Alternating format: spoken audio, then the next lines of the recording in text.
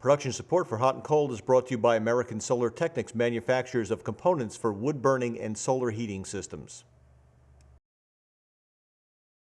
Hey, I'm Tom Gozy. Welcome to Hot and Cold. I have my laser guided temperature sensor, I guess you call it a thermometer, because it's the middle of winter, finally, you know it was coming, and we're down in the project house and we have a lot of things we want to talk about this week, not the least of which is insulation. Insulation in the wintertime, interesting concept, but we have a lot of other stuff too you need to hear about. We need to talk about. Stay with us, we'll be right back.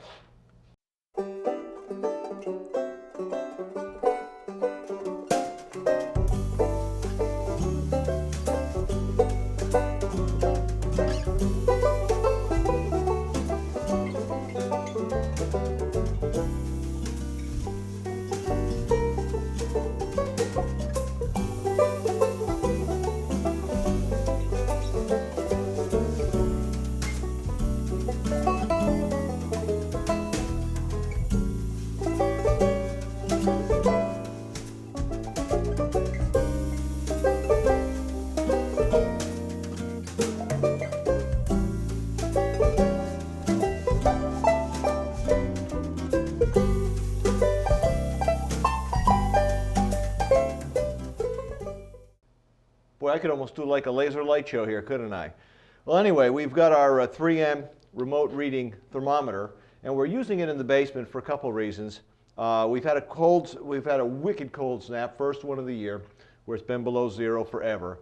Today it's up to 13 degrees. It's like springtime. I just could walk around in my shorts if I had shorts on. But we're starting in the basement because we just want to look at a few things, and one of which is I just wanted to look at some of the surfaces. Now, upstairs, we have heat running now, and upstairs I had the thermostat set at 52. It's 52 when I'm not here. I've set it up, it's now about 57. But down in the basement I have no heat running. The wood stove is stone cold, and I just like to go around and check temperatures. So it's probably, well, if I go on this piece of foam here, this is 52 degrees, good temperature. This is 3 inches of foam. I put over that wooden door we had that went to the bulkhead. It was a wooden door. It was 3/4 inch boards, and you know there's cracks there, and you know there's cold air coming in. So I took this, laid it over it, and I was going to foam the edges, and I said, you know what I think I'll do is take a piece of 2x6, put a big honking screw in the middle, suck it into the door, which I did, and then I took foam and I foamed all the gaps around the edges here. You can see the great stuff type can foam. There's no cracks where there's cold air coming in there. So if we read some temperatures on the edge here, it's still 50 degrees. It's 47. It's interesting, this wall has about 1 inch of spray foam on it, and that's reading 42, 46, 48. Higher we go here, the warmer it gets. Although we should be down near the floor, it should be, I guess that's a function of thickness, 47 or so. I want to show you something though. Can you see over here? Look at this. There's a little gap in the foam there. Right there. Look what that is. Man, that's frost. Isn't that something? And that's 29 degrees right there. And that's why we insulate the basement, because we don't want that to happen. Now, what's happened is all the heat loss from the basement that would normally be going out through the walls is cut off because we've got foam on the walls. So now the wall is actually colder. It's below freezing, whereas it would be warmer without the insulation. We've cut off, we've diminished a lot of heat loss here. So we need to foam that area when it gets a little bit warmer, when there's not ice over top. So that we'll do with can foam because that's just a small area. The other thing, as I said, we've got the heat running, which we'll show you in another show. We've got the oil line hooked up to our Roth oil tank, and over here, this area, I started to whittle. I had a saw blade, I had a concrete saw blade, and I had my hand chisel, and I decided that I'm going to rent me a little electric jackhammer because that took forever to do that little bit, even though it's a thin slab. So we get this down below grade so we can open and close that door. And we are going to make the door insulated when spring comes. For now, it was too close to the really cold weather. This got stuck on here last week before the mercury really took the plunge, and it's done a great job. Speaking of digging holes in the floors, over here I want to show you something. Well, over here, there's a problem with the basement. And the problem is we've had water leaking in. It's coming in around the water line here. So I decided that at some point we need to deal with this. And we are going to deal with it outside the house with drainage. But it's winter time. We can't deal with drainage because the ground is frozen. We may put a gutter and a downspout on the front just to keep water from getting in around here, but it's still going to get into the ground, and it's going to be an issue. So at some point in my simple mind, I said, well, gee, the slab is thin. How about if I take my chisel and I take my hammer and I poke a little hole in the floor here? And that's what I did. I just poked a little hole in the floor because I knew the slab was only about 2 inches thick. And I said, well, that at least will get us below grade. I know there's sand underneath the slab. Maybe that would help to remove the moisture away. Probably not, but hey, you know, I have nothing else to do, and it's a little hole. I think I patch it up. Well, I hit something that was springy, and I thought it was a piece of rebar. And I then looked down in the hole. I had the chisel in here like this. I looked down in the hole, and I saw black. I saw darkness. I didn't see sand. And I don't know if I'm in the light here or not. We're all in the light. But there's a hole here. Can you see the hole? Okay. That hole is into a piece of drainage plastic. There's a 4-inch PVC plastic pipe down there that is from the other side of the house for the downspouts that we took down many months ago. And it's empty. So I now have a drainage hole. I'm going to, when I get that jackhammer I was just talking about, I'm going to make this hole nice and round. I'll tap into the pipe there, put a little trap in, and we will have a drain right here. And then I took some cement and I built myself a little dam. I got my own little waterworks to contain the water here. So the water that comes in around this pipe, now the ground is truly frozen. We don't have any seepage, but this seems to intersect it fairly well and get it down into there. Why the piece of wood with the mallet? Because this drain goes to daylight, and I'm really paranoid about critters coming in, chewing a hole in and saying, hey, Tom, thanks for a place to stay in the winter. So that's staying there, and it allows any seepage to still get underneath it. But it's working now because everything's frozen. But in another, month and a half, 2 months, we're going to start getting rain again. And then we'll see what happens. And I might have to beef up the dam here, but we'll see. That's a very simple solution. I was so pleased to find a drain because my original thought was to run a drain from here over to the other side of the basement where there is a floor drain. And that was going to require jackhammering up about 18 feet of floor that I really didn't want to do. But anyway, we saved ourselves a job right there. I'll tell you what, let's do this. Let's take a quick break. We're going to set up upstairs because there's a few things that have gone on since you were last here, and I think we need to take a look at them. Well, we're back, and we're starting to really make some significant progress because we're inside the building. I can't be diverted outside to do anything because it's too cold for me to want to do anything out there. And really the only thing we need to do now is put clapboards on and paint. So I come inside and say, what do I do next? We can put up some sheetrock. Most all the wiring's done on the first floor, at least in this living room area. And the sheetrock we're using is a little bit unusual. This is a material that is no longer made, but I happen to have some in my warehouse. It's called gypsumite.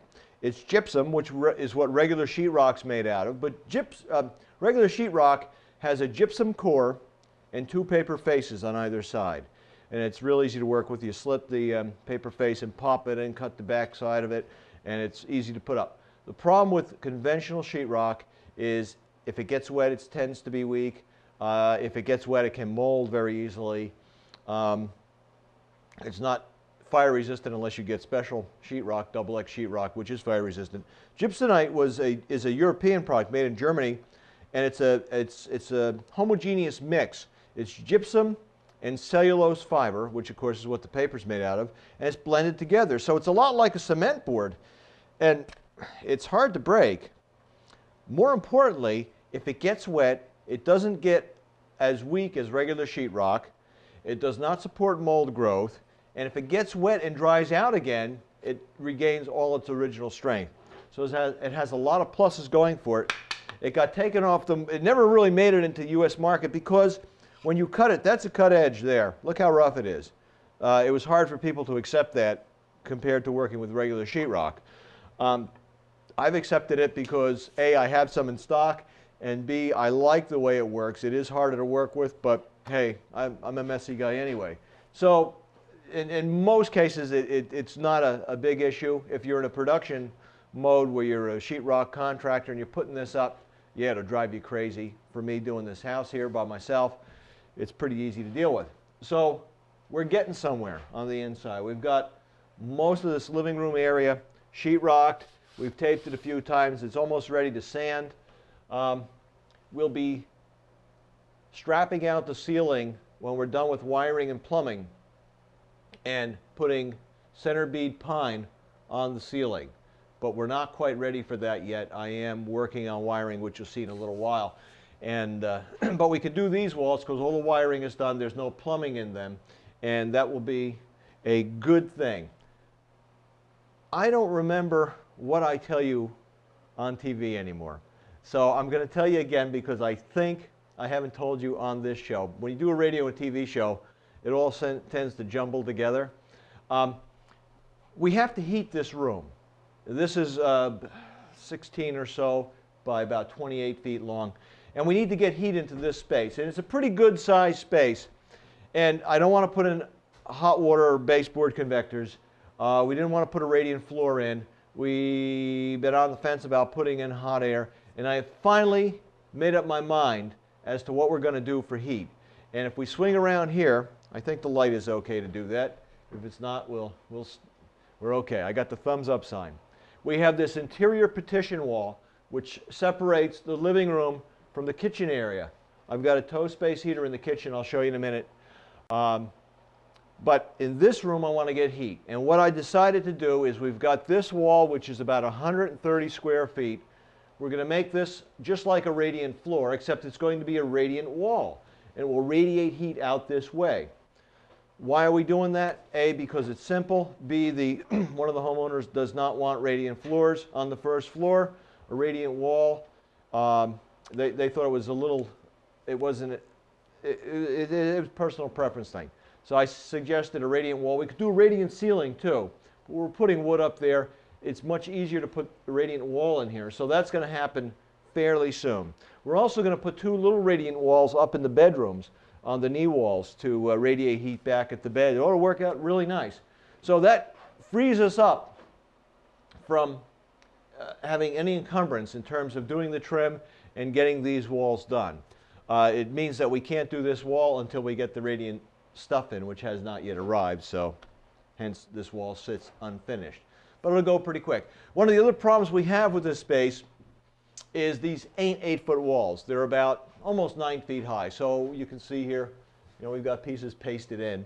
But again, with a little bit of joint compound, a little bit of time, it's pretty easy to do.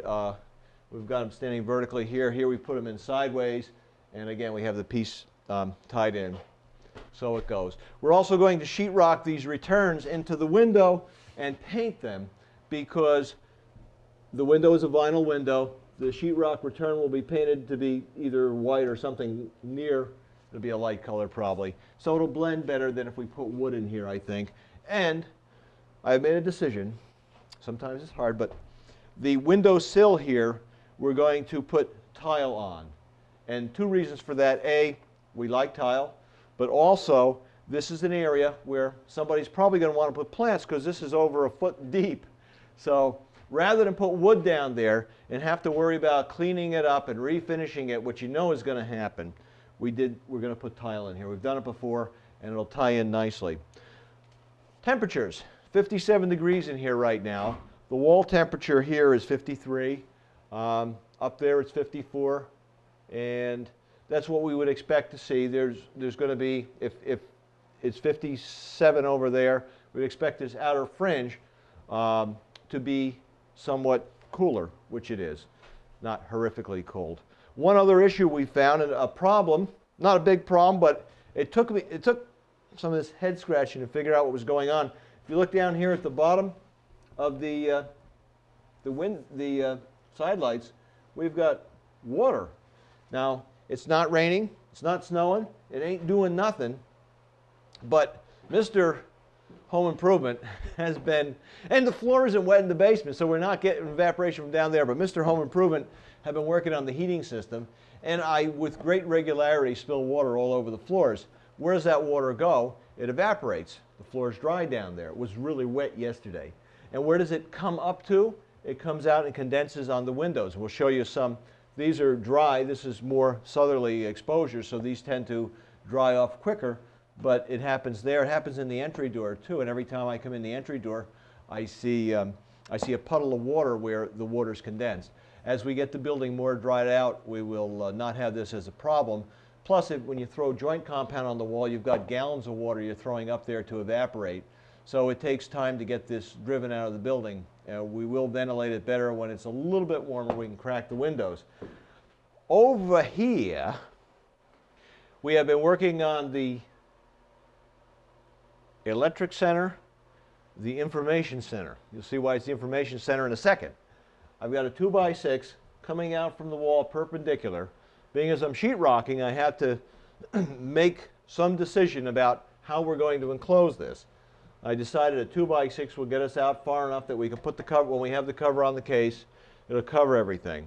So eventually, we'll close this in. We'll probably box it here and down around here and sheetrock it, and then just have a door that opens here, or a couple of doors, so we can get in to deal with any circuit breaker issues or electrical issues, or if we want to rewire, we'll have a big enough cavity here that'll be easy to bring in, if we have to add circuitry, we can do that.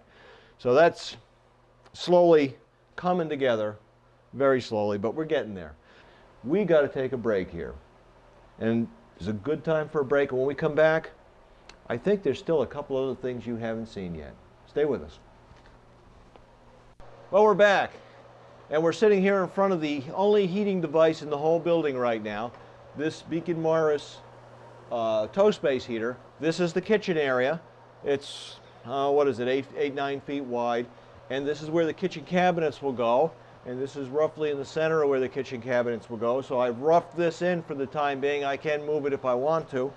I got 2 pieces of PEX pipe feeding the thing. Flexible cross-linked polyethylene pipe here. It's crimped on. It has copper 1/2-inch inlets and outlets. And what it is quite simply, it's a fan coil. We have these little tubes that go through copper fins, aluminum fins, and we blow air over it. And this is the blower here. I can turn it off for a second. And you can see it's a giant squirrel cage fan. It's got just a little dinky blower there. And it has 2 settings. It has a motor switch here for high and low. The low setting, it's quieter. I have it on the high setting because it throws out more heat. This device is used with any kind of boiler. We're using it with the Toyotomi water heater right now. And presently we are recirculating potable water through this and back again. This is a very small device. There's not a lot of pipe in between. And it's just temporary till we get the rest of the heating system hooked up, which will probably be another week or so. That's a good weeknight project for me when I come down here. One of the problems we have, this is had with this unit, minor problem, this is made to run off a boiler that runs 180 degrees Fahrenheit. We're running it off a water heater that runs something less than that. I think it only goes up to about 150. This is what was inside the unit. This is a snap disc thermostat. This actually being the thermostat here, 2 wires. And this clamps on here like this onto inside the wiring enclosure. And that snap disc is right over one of those tubes. And it picks up the temperature. And when it's hot enough, the fan comes on automatically. This is a 180 degree device, so it wouldn't come on. So I've temporarily jerry-rigged in a lower temperature, actually an adjustable aquastat that allows me to set it at whatever temperature I want it to be. And I'm not going to replace that yet, the snap disc yet, till I figure out what temperature we're actually running the whole heating system at for the whole house. Speaking of heating system things, we put a thermostat in. Wow! So we got a thermostat, and this is a programmable thermostat. It's a 7-day thermostat. It's got all kinds of programming stuff. It has battery backup, so if the power goes out, it will continue to function. You can see it's 1:58 in the afternoon here while we're taping, and it's 58 degrees inside. I've got it set for 65. Basically, whenever I'm not here, I set it for 52 degrees, which is a pretty comfortable working temperature in this house because it's not windy, it's not drafty. A pretty simple device. We just take that off the wall. I really only have 2 wires here, although there's a jumper in here. There's 2 wires, the white and the red, which go to the pump controller downstairs, and that's all we need. This thermostat also does cooling and controls a fan, but we don't have to deal with that because we don't have a fan and we're not cooling the house. We are cooling it, but we don't want to keep it cool. And that just goes on and snaps back on and keeps the thing running. So that's real simple. This was about a $50 device. Oh, it has a backlight. You ready for the backlight? Backlight I thought was kind of cool. Ooh, look at that blue. That's sexy. Sexy blue backlight. And anyway, so we can go through and we can look at all the programs. And you can see I have it for different days here. And at 6 a.m. it's always going to be 50 degrees, 52 degrees, except for that one there, which is the special day. I'm not quite sure how you set it up for the special day, but I want to know when that special day is because I'd like to be here for that. Anyway, now we have to go back, hit that button there. Okay, go back to our original settings. So, pretty cool device. There's one more thing I want to show you before we end the show, and that's upstairs. I've been doing other things.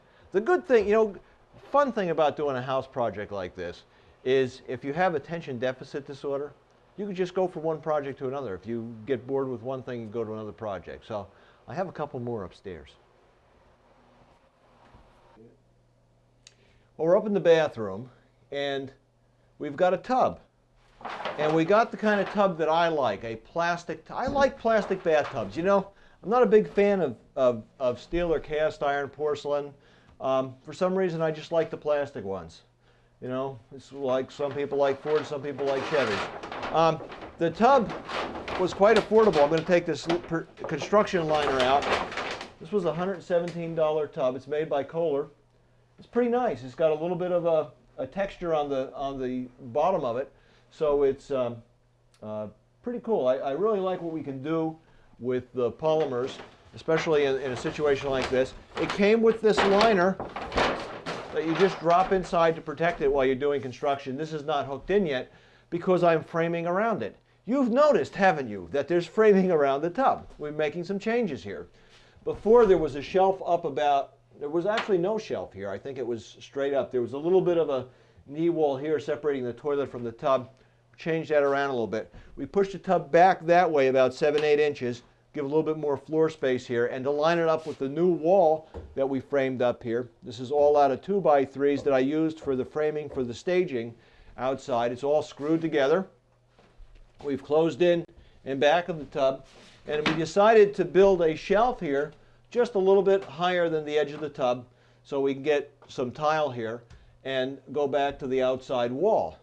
We, I think, are going to put wood, we're going to put some of that center bead pine on this ceiling, only in this room, just to jazz it up a little, because we'll have tile here, here, and in this backsplash area. We still need to close in here where the vent pipe is, but we're going to pull this back. There used to be a wall right here. We're going to move that back, excuse me, about a foot or so to be even with this. That means we got a 1-foot gap behind the toilet. And by doing some serious engineering analyses, we decided that we could slide the whole toilet back a foot and not hit your head. When you get up off the toilet, you kind of have to go like this, but you have to do that anyway. I think most people do. I used to have a house many years ago, a very similar configuration where the toilet was back even further, and I don't recall ever hitting my head on the ceiling. So I think that's going to work fine. It means we have to do a little bit of replumbing on drains, but that's okay. Drain plumbing is pretty simple stuff. Before we leave, though, let's take a look outside, because now we've got, basically, these walls are all closed in. And we've done some interesting things, I think, to make this work a little bit better. This whole stair second floor interface thing. Let's take a quick peek. So we're outside the bathroom, and we've done a couple of changes in this outside wall. You can see here by the outline before the wall came out, it went at a right angle, and that made the stairs even a little more difficult to get things up and down. So what we did was we clipped this wall back here and put it at an angle. So if stuff is coming up to the second floor, we have more room. Of course, we widen the stairs anyway, so I think this is going to work really well. Of course, the other thing we've done, talking about angles of stairs and the bathroom, is here's the back side of the tub. Now you see how slopey this back side of the tub is? If the wall came down and squared off here, it wasn't going to do anything to support the tub anyway, because the tub's over here. And look where it is. It's right over that nice big beam. So that we haven't compromised any structure here, but we bought all this headroom. And what we're going to do here is put a piece of plywood for the ceiling, and I just go down and up, and I'll never hit the ceiling. If I grow anymore, which isn't happening, I'm shrinking as I get older, it would be a problem, but it's just about perfect. It's almost a perfect match for what code would require. So anyway, we're getting done here. All the foam that was sticking out here is gone. We've skim coated the plywood that was here to interface it with the sheetrock, which is down here. We start sanding that, nobody's ever going to know. It's going to be some solid deal. We got to go, we're out of time. I can't believe the time goes so quickly, but we're having a lot of fun. Hope you're having fun too. Give us a call on the radio if you have any questions. And next week, you know, I think we might even get some more stuff done. See ya. Production support for Hot and Cold is brought to you by American Solar Technics, manufacturers of components for wood burning and solar heating systems.